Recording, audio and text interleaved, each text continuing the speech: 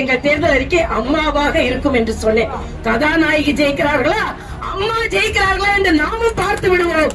அதனால் அம்மா தான் பார்த்து பார்த்து பார்த்து மக்களுக்கானதை செய்து கொடுப்பார்கள். எங்களை பார்த்து என்ன வேண்டுமானாலும் சொல்லலாம்.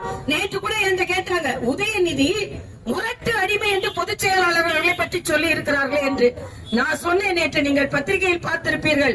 நான் உட்பட இங்கே அடிமட்டத்தில் இருந்து, கிளையில் இருந்து, மண்டலில் இருந்து, மாவட்டத்தில் இருந்து மாநிலத்திற்கு வரும் தலைவர்களை பார்த்து நேரம் வாரிசு என்ற காரணத்தினால் அந்த இருக்கையில் அமர்ந்திருக்கும் உதயநிதிக்கு அடிப்படையில் இருந்து வளர்ந்த தலைவர்களை பற்றி பேசுவதற்கு எந்த தார்மீக உரிமையும் இல்லை என்பதையும் தெரிவித்து, இங்கே நீங்கள் விருதுநகரில் இந்த இளைஞரணி மாநாடு நடத்துகிறார்கள்.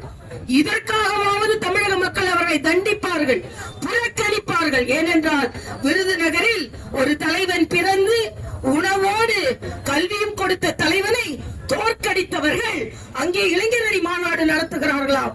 அதற்காக இளைஞர்கள் அங்கே புறக்கணிப்பார்கள். தமிழக இளைஞர்கள் தன்மானம் மிக்கவர்கள், தானாக போராடி உயர்ந்தவர்களுக்குத்தான் அங்கீகாரம் கொடுப்பார்கள். உங்களை போல வாரிசுகளுக்கு அங்கீகாரம் கொடுக்க மாட்டார்கள். அதனால் இளைஞரி மாநாடு கூட புறக்கணிக்கப்படும் என்று சொல்லி, நான் நிச்சயமாக இந்த காலகட்டத்தில் சூரியன் உதிக்கிறதோ இல்லையோ, கைகள் உயர்கிறதோ இல்லையோ, தமிழகத்தில் தாமரை மலர்ந்தே தீரும். குளத்தில் வட்டை இலையோடு தாமரை மலரும், இங்கே இந்த ஆட்சியில் இரட்டை இலையோடு தாமரை மலரும் என்று சொல்லி மரியாதைக்குரிய அண்ணன் எடப்பாடியார் அவர்கள் முதலமைச்சர் ஆக்குவதை பார்த்து பார்த்து மகிழ்வதற்கு தேசிய ஜனநாயக கூட்டணி இருக்கிறது என்பதும், எங்களது தேர்தல் அறிக்கை தயாரித்து அதன் மூலம் தமிழக மக்களுக்கு எல்லாம் கிடைப்பதற்கு சொல்லிவிட்டு, இன்று நான் ஏற்கனவே சொல்லி இருக்கிறேன், தமிழுக்கு அநீதி இழைக்கிறார்கள் என்று சொல்லிக் கொண்டிருக்கிறார்கள். இன்று தமிழுக்கு மகுடம் சூட்டிக் கொண்டிருப்பது தேசிய ஜனநாயக கூட்டணி. செங்கோலை பாராளுமன்றத்தில் வைக்கும் பொழுது பரிகசித்தார்கள், புறக்கணித்தார்கள்.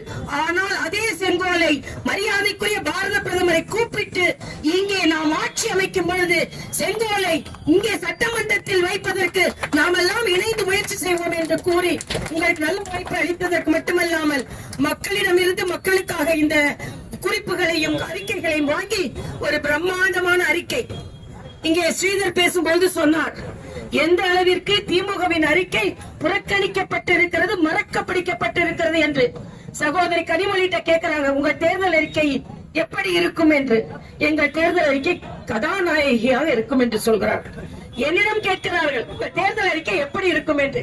எங்கள் தேர்தல் அறிக்கை அம்மாவாக இருக்கும் என்று சொன்னேன். கதாநாயகி ஜெயிக்கிறார்களா, அம்மா ஜெயிக்கிறார்களா என்று நாமும் பார்த்து விடுவோம். அதனால் அம்மா தான் பார்த்து பார்த்து பார்த்து மக்களுக்கானதை செய்து கொடுப்பார்கள். அதனால் திராவிட முன்னேற்ற கழகத்தின் தேர்தல் அறிக்கை கதாநாயகியாக இருக்கட்டும், நம் தேர்தல் அறிக்கை அம்மாவாக இருந்து அனைவருமே ஆசீர்வதிக்கட்டும் என்று சொல்லி விடைபெறுகிறேன். நன்றி, வணக்கம். செய்திகளை உடனுக்குடன் தெரிந்து கொள்ள கீழ்கண்ட கேபிள் மற்றும் டிடிஹெச் நெட்வொர்க்குகளில் எம்நாடு செய்தி தொலைக்காட்சியை காணுங்கள். பாதகம் செய்பவரை கண்டால் நாம் பயம் கொள்ளலாகாது பாப்பா. மோதி மிதித்துவிடு பாப்பா, அவர் முகத்தில் உமிழ்ந்துவிடு பாப்பா.